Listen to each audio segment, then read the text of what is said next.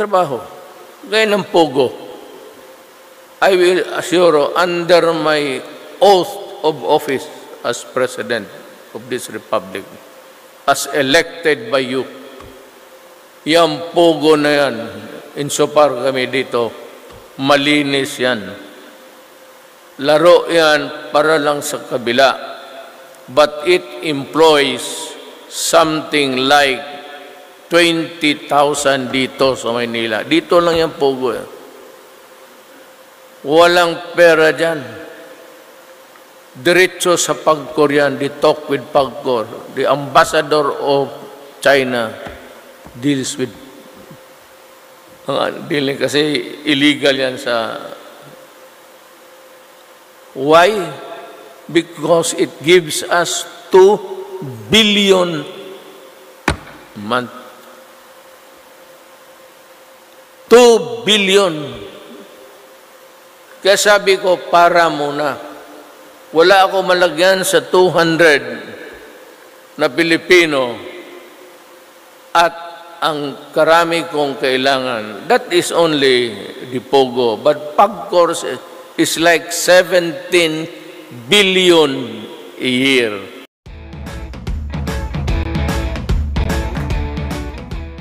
Kasi maski nung pumayag ako dahil kailangan natin ng pera. Marami tayong mga nasunugan, hingin ng tulong, makakatulong. Ako, Pogo, basta alagaan lang, legal talaga yan. It's intended to be legal and proper. Pagka pumasok na dyan, nandyan na yung corruption, police, pati politiko, sira talaga ang tumada. Pagka pumasok na, tapos nandyan na yung mga politiko, pati mga polis, wala. Kanya-kanyang spirit na yan. Sunod ang kontrobersya at anomalyang ibinabato ngayon laban sa Philippine Offshore Gaming Operators o POGO, kabilang na ang money laundering, kidnapping, prostitusyon, panunuhol, operasyon ng iligal na droga at iba pa. Sa kabila nito, nanindigan si Pangulong Rodrigo Duterte na malinis ang POGO o walang anomalya sa naturang industriya. I will assure under my oath of office as President of this Republic, as elected by you, yung Pogo na yan, insofar kami dito, malinis yan. Laro yan para lang sa kabila. But it employs something like 20,000 dito sa Maynila. Dito lang yung Pogo. Walang pera dyan. Diretso sa PAGCOR yan. Ginawa ng Pangulo ang pahayag sa gitna ng mga pag-uugnay ng mga senador sa POGO sa iba't ibang iligal na mga aktibidad at pinakahuli sa money laundering. Subalit sinabi na ng Pangulo na tila hindi ito kumbinsido sa isiniwalat sa investigasyon ng Senado. Binanggit din ng Pangulo na kumikita ang pamahalaan ng 2 bilyong piso kada buwan dahil sa POGO na naipang tutusto sa mga proyekto ng gobyerno. Ayon sa Malacanang, walang plano si Pangulong Duterte na ipahinto ang operasyon ng POGO ngayon. This is a national problem that needs a national solution. Sino ba gumawa niyan ng problemang yan? Hindi ba yung administrasyon ni Digongyo? Sino ba ang kontak niyang mga POGO? Hindi ba naging economic advisor ni Digongyo? Si Michael Yang? Hindi ba kakilala ni Bongo si Michael Yang? Kaya si Bongo tahimik sa POGO, no? Bakit kaya? Mga kaibigan, matahimik siya sa POGO. Gusto niya sa POGI. Ayaw niya sa POGO, mga kaibigan. So, ang sabi naman nitong si Sherwin Chinese Gatchalian din ito mga kaibigan Chinese din ito. Dapat daw gawin ng China ang kanilang part.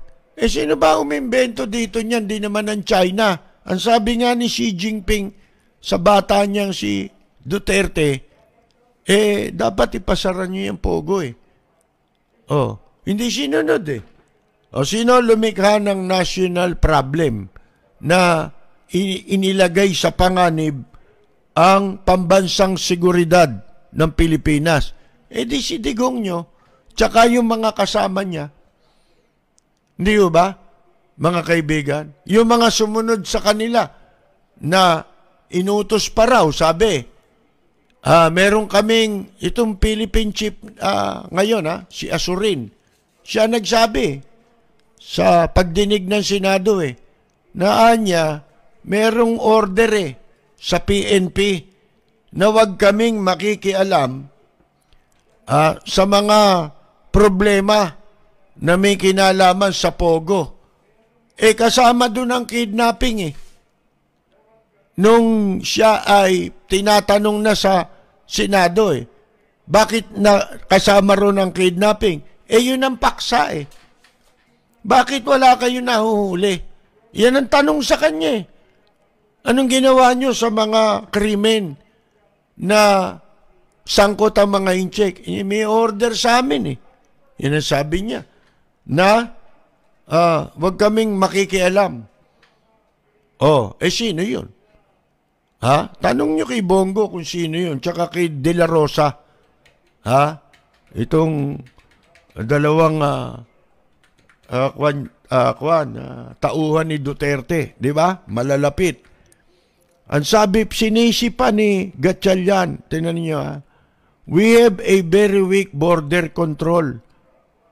That's why foreign criminals could easily enter our country. Mga kaibigan, ginagawa nila sa Senado? Matagal nyo nang alam yan Bakit mahina ang ating border control? Kasi may corruption. Ibig sabihin, malalim ang corruption. Kaya yung border security natin mahina. Coast Guard na lang. Sabihin mo, nasaan ang Coast Guard? Ando sa airport, nangaharang ng mga pasahero. Yung bumaba sa aeroplano, bago dumating ng immigration, nakikipagpatintero sa mga pasahero. Wala naman silang training para dyan. Kaya kung ano nung panggugulo ginagawa na yung iba na pasahero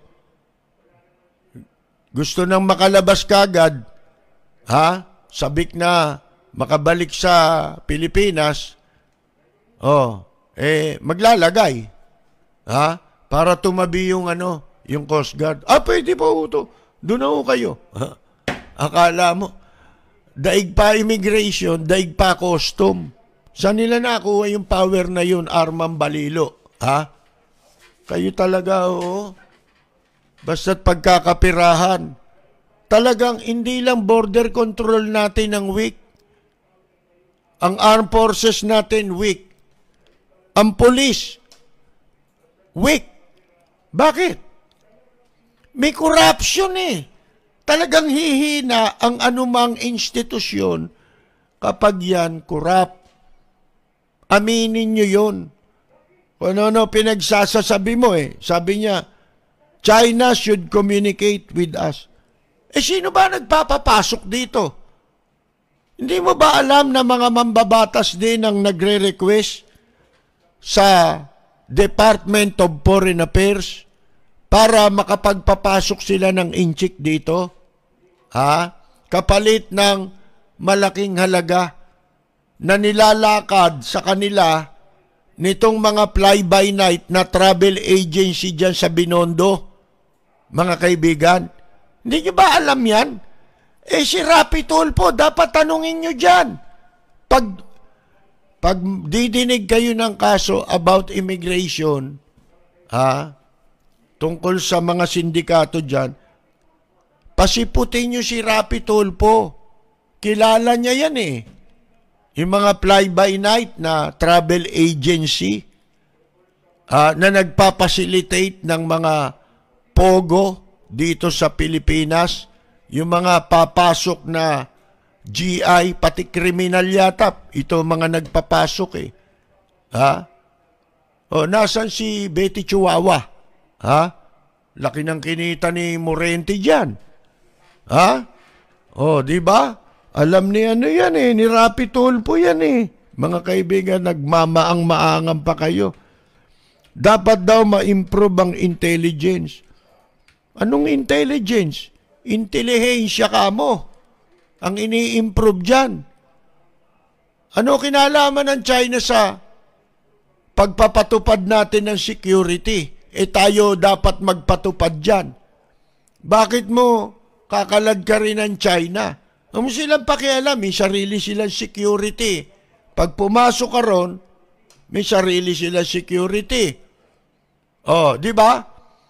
Tayo wala eh. Yan Department of Foreign Affairs na yan eh. O, sila ang dapat magpatupad ng mga requirements kung sino yung mga dapat nilang papasukin dito. Di ba? Hinga nila ng requirements para masiguro nilang hindi kriminal. Mga kaibigan. Di ba? Para sigurado hindi kriminal. Umisip sila ng paraan. Puro kayo salita lang eh. Hindi na kayo nag-iisip eh. May mana lang eh. May masabi na lang. Mga kaibigan, ano po?